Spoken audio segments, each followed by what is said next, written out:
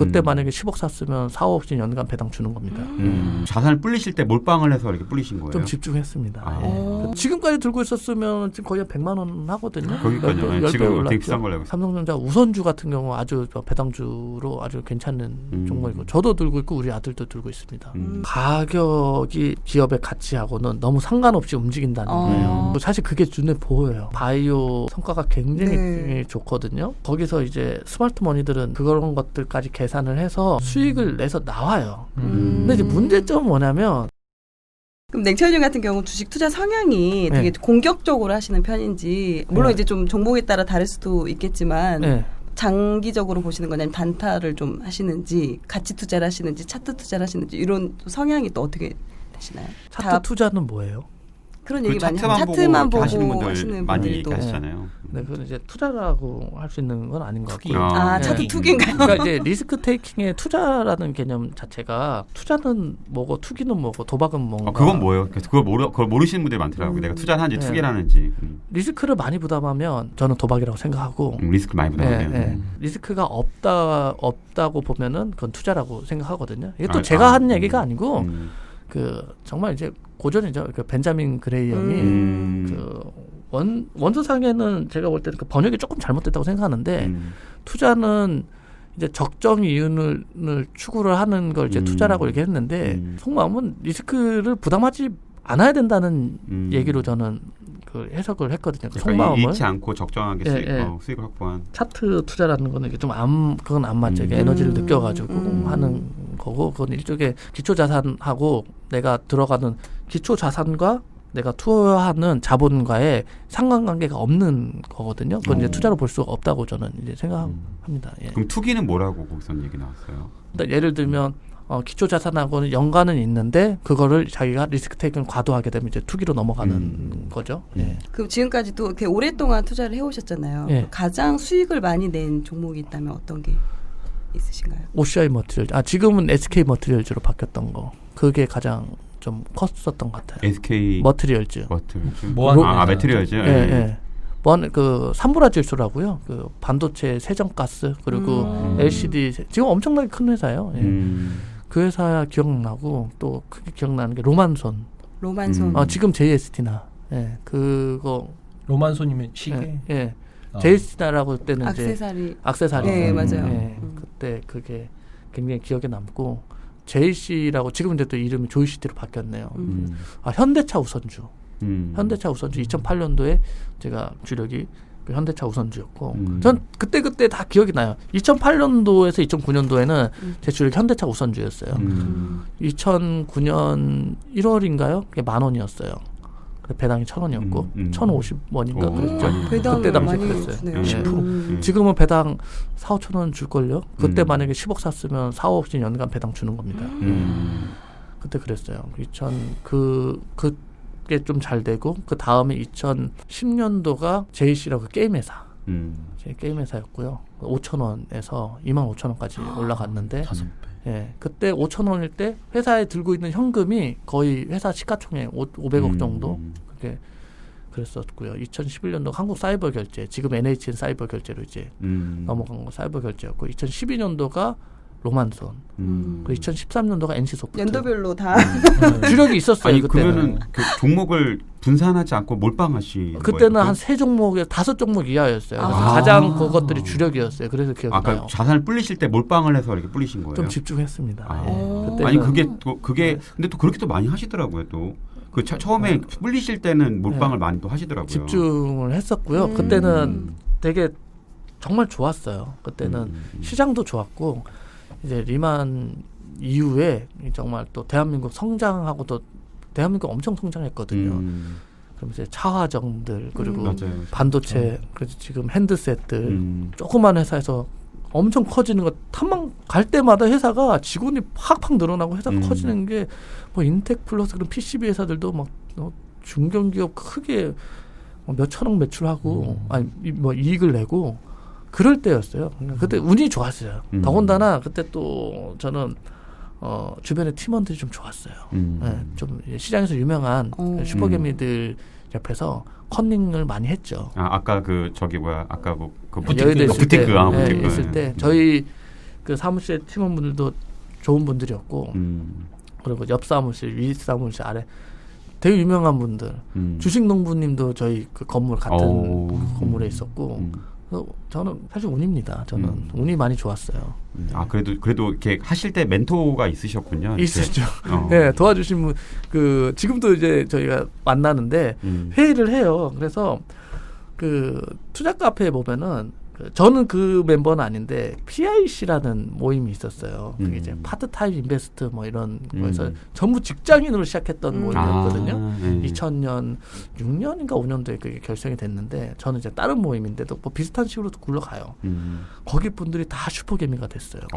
직장인들이 다 은퇴가 됐어요. 그리고 저희 모임도 어떻게 됐냐면 저희 처음에 이제 대기업에 뭐 IR 담당자도 있었고 뭐 이런 그냥 평범한 그냥 직장인들 저 같은 경우 처음에 시작할 때는 전부 다 그냥 평범했었던데 같이 큰 거예요. 그럼 20대 처음에 그냥 한 명이 딱 멘토가 있었던 게 아니라 다 비슷했는데 그냥 딱 같이 멘토 그 기보에 다니시는 그 선배님이 계시는데 그분이 이제 모임을 결성을 했고 구성원들이 또 너무 좋았어요. 이제 증권사 직원도 있고 했는데 지금은 전부 다 은퇴를 했습니다.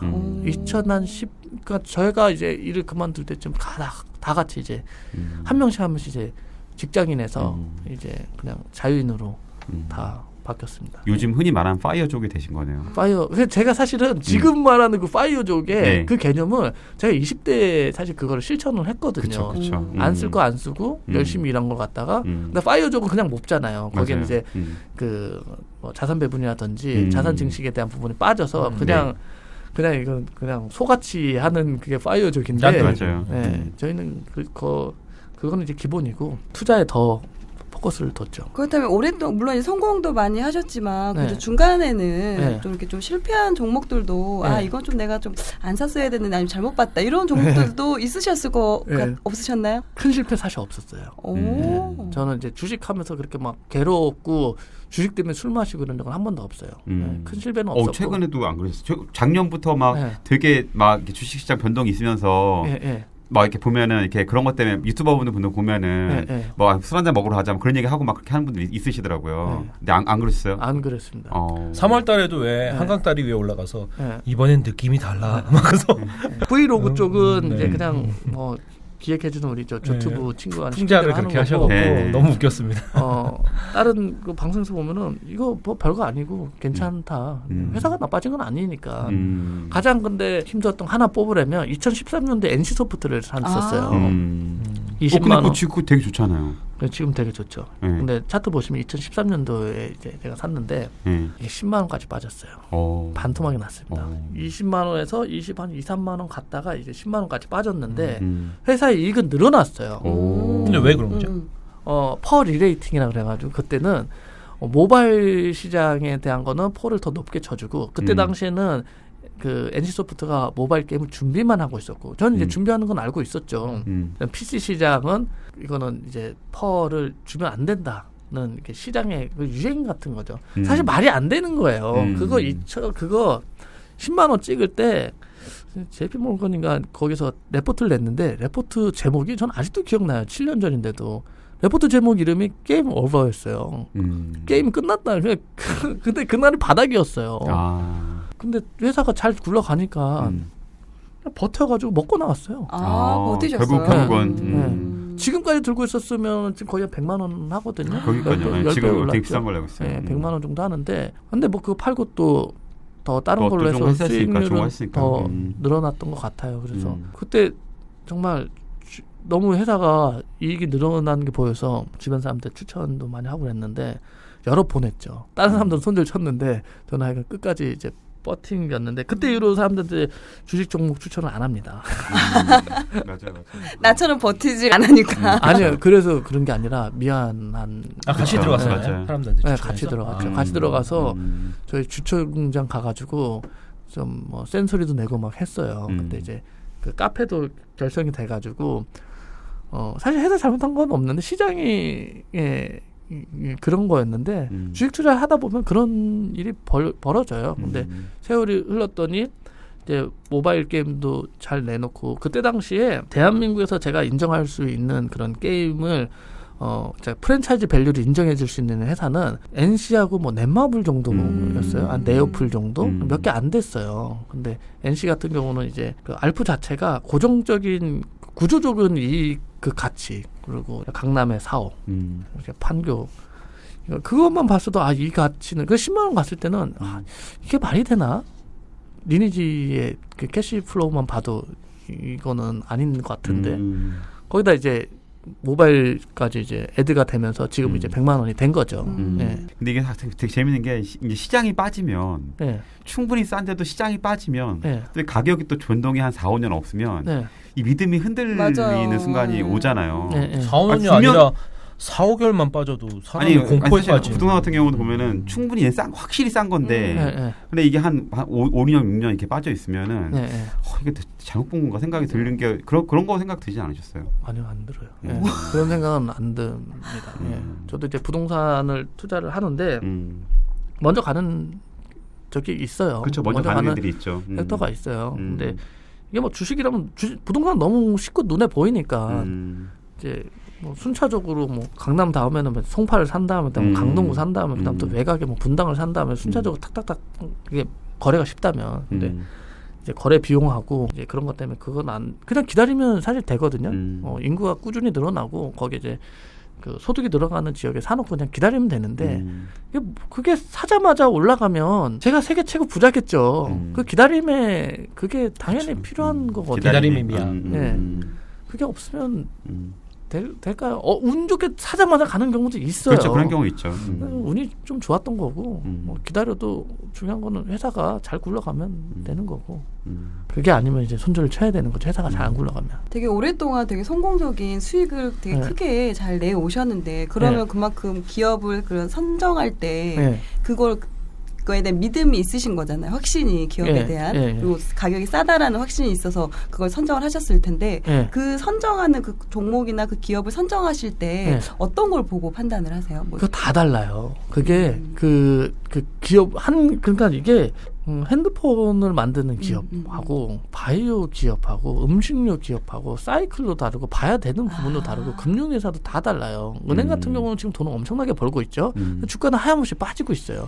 배당도 많이 주는데 그 왜 그럴까에 대한 거 있잖아요. 다 다릅니다. 왜 그런가요? 은행 주식 샀다가 그러니까. 계속 빠지더라고요.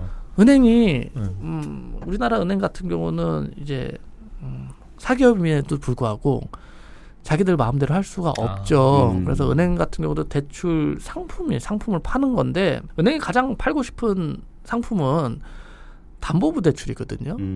아파트 주택담보부 대출이 가장 많이 남고 땅 짓고 헤엄치기거든요. 예대 맞이 먹는. 예대 맞이 먹으니까. 그러니까 님의 그 스프레드만 보면 되는 거예요.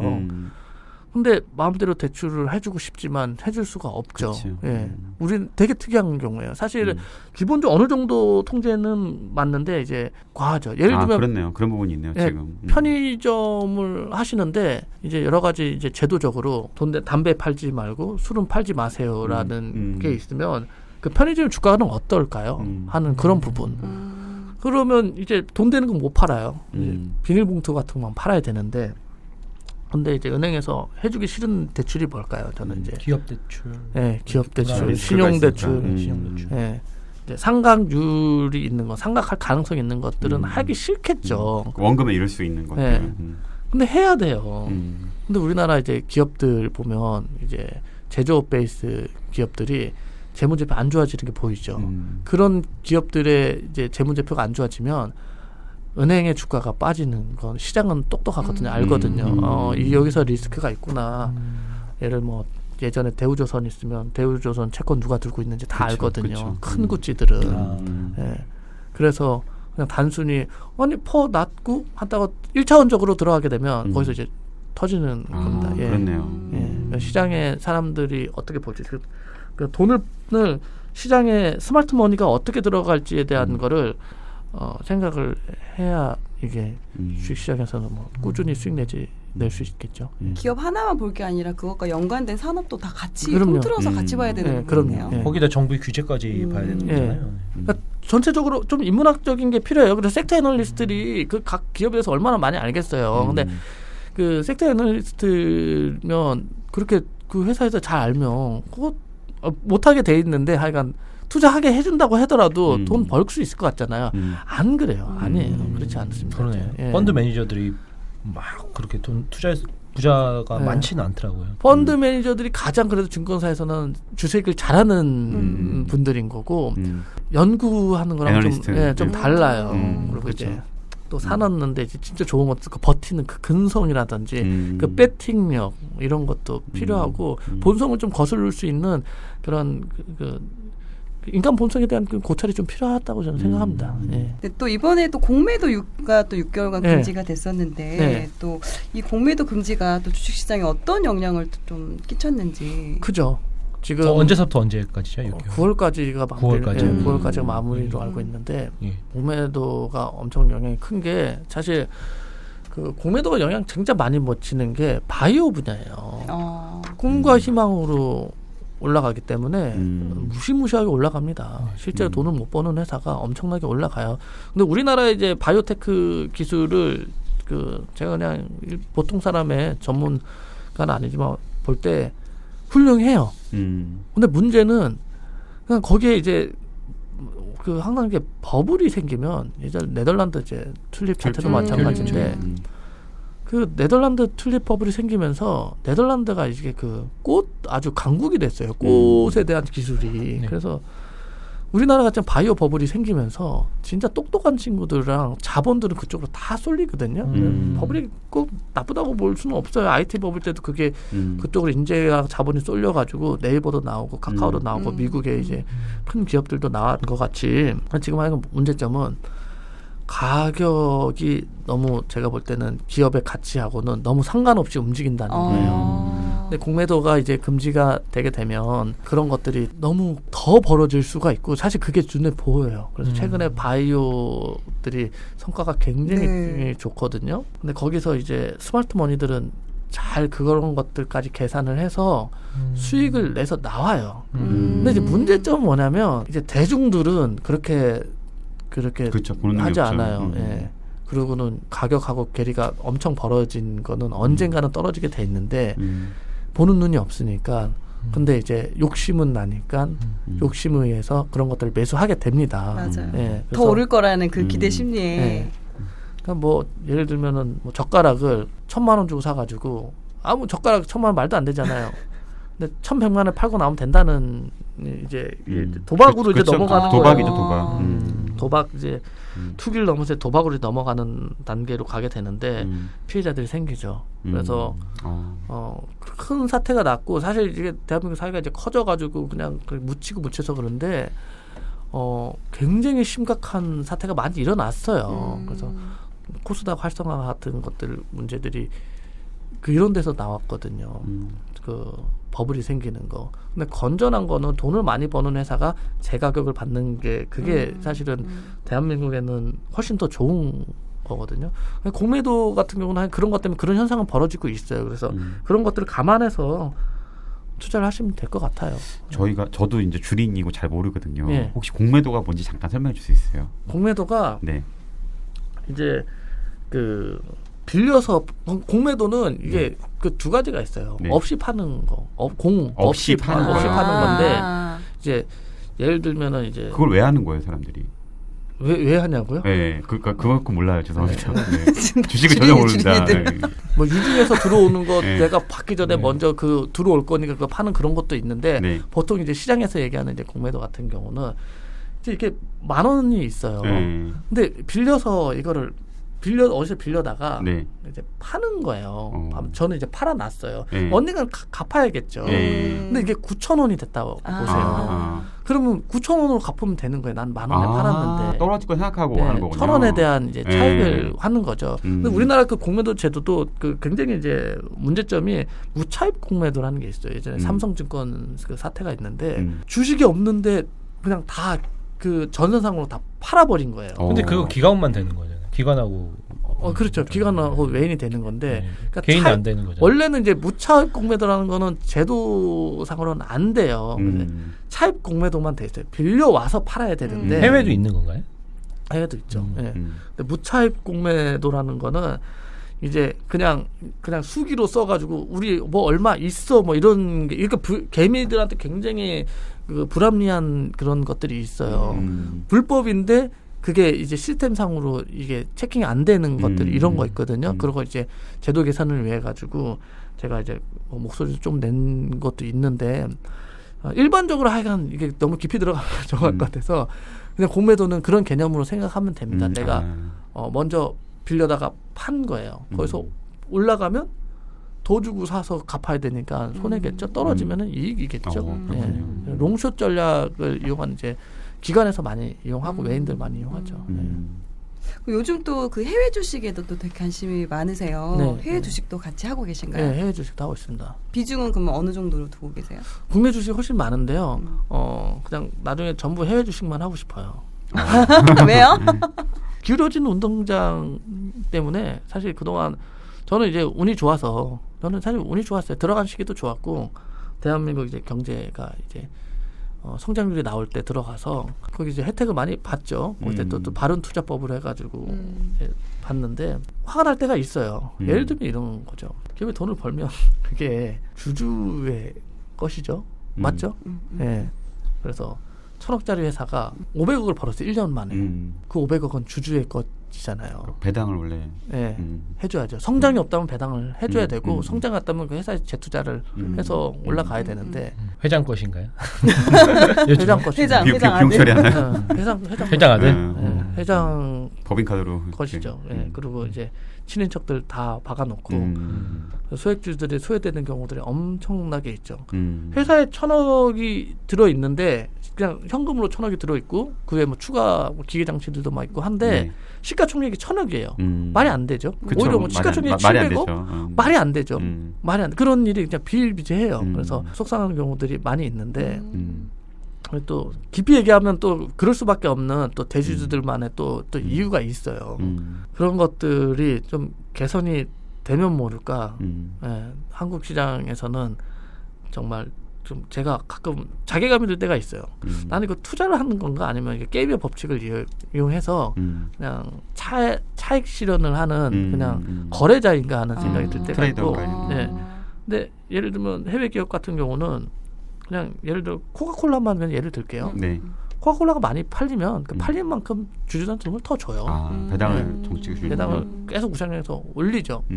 그래서 주가와 회사 가격에 그게 아주 잘 맞아 들어가요. 근데 우리나라 같은 회사의 경우, 가치와 주가가 우리나라는 회사는 엄청나게 돈을 많이 벌고 한데 그걸 투자한 그 주주들은 점점 가난해지는 대주들이야 법인 카드 쓰고 그 안에 있으니까 행복하죠. 계속 자본 쌓이니까.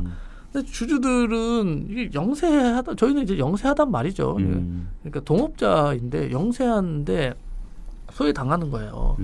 여기 같이 저희가 이제 식당을 같이 개업을 했는데 한 분은 이제 여기 대표님은 엄청 부자세요. 그래서 안 가져가도 돼요. 그냥 그거 자체 재산으로 봐요. 근데 아니고 저는 거기서 생활을 해야 되는데 배당 없어. 없어. 내가 51%니까 그냥 너 이 사회 장악하기 전에 그냥 내 말 들어. 미치고 환장하겠죠. 이게 현실 사회에서는 이제 칼부림이 나는 건데 주식시장에서는 그런 일이 그냥 비일비재해도 목소리 낼 수 있는 수단이 없습니다. 우리나라 기업 문화가 그런 부분이 있으니까. 전체적인 사회 맨 밑단부터 좀 바뀌어야 돼요. 이제 상속세부터 사실 좀 들어가야 돼요.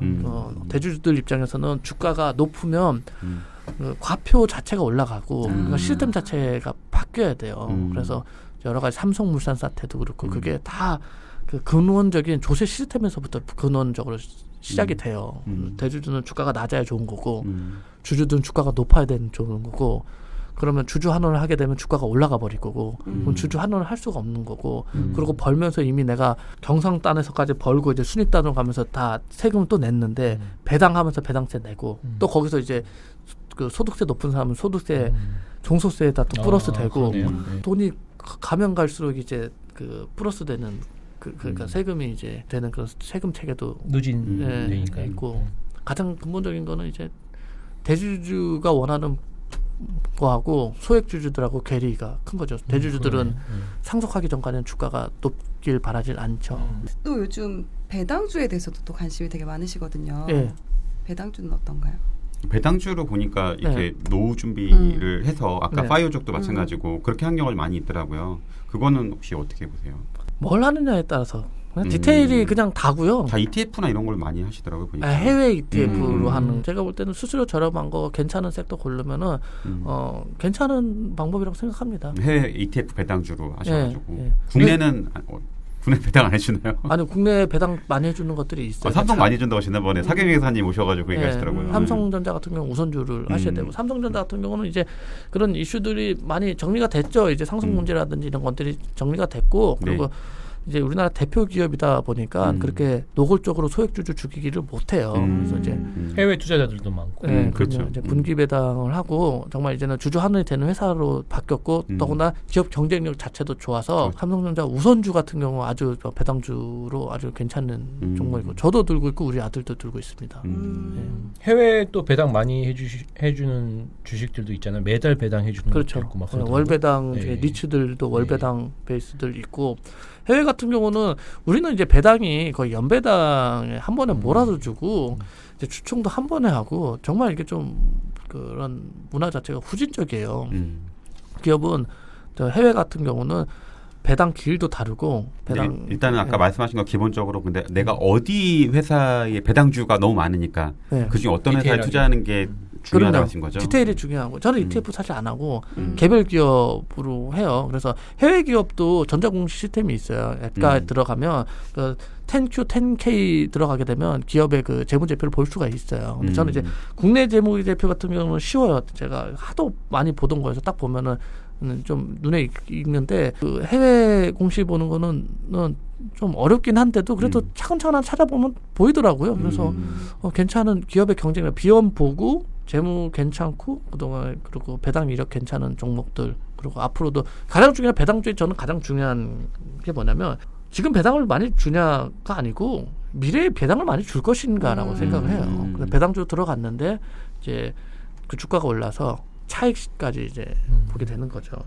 부동산 같은 경우는 그런 게 있거든요. 그러니까 만약에 이제 뭐 운 좋게 뭐 10억 정도는 벌 수 있는데 진짜 뭐 경제적으로 좀 여유 있게 생기려면은 뭐 이렇게 은퇴하려면 30억이 된다고 치면은 공부를 많이 해야 되는 방식이고 이제 만약 그렇게 안 하고 공부를 이제 안 하는 분들 많이 계시잖아요, 사실은. 주식도 사실은 이제 냉철님처럼 잘하신 분들은 당연히 이제 공격적 투자를 하는데 이제 사실 주린이들은 그렇게 하기가 좀 어렵잖아요. 그런 분들을 위해서 냉철리 만약에 주식 공부에 특별하게 그게 없지만 노후에 조금 이렇게 그런 거 주식을 통해서 조금 본인이 뭐 노후나 아니면 이렇게 그냥 간접적으로 수익률을 뭐 예를 들어 5, 6% 정도 먹는 걸 생각해서 하는 그런 것들도 혹시 있으신가요? ETF 안 하시는 거는 그러니까 워낙 자신이 기업 분석을 잘 하시니까 그러신 거잖아요. 초보자분들 그렇게 하기가 좀 어렵지 않나요? 기업을 잘하는 것보다 그냥 뻔하거든요. 그 ETF 구성도 이제 그 운영사 뭐 블랙락이라든지 그런 운영사에서 어떤 식으로 하게 될지가 그거 그냥 저는 수수료 안 내고 그냥 제가 직접 하겠다는 거거든요. 그리고 보면 그런 ETF에 기초 자산이 뭔지 다 나와 있어요. 그래서 내가 구성하면 된다고 저는 생각하는. 그 포트폴리오가 나와 있어요. 거기 있는 뭐를 그거 보고 이렇게 하시면 되는구나. 그걸 하면 돼가지고 저도 제가 그 미국 주식에 대해서 경쟁력은 그냥 보통 주린입니다. 저도.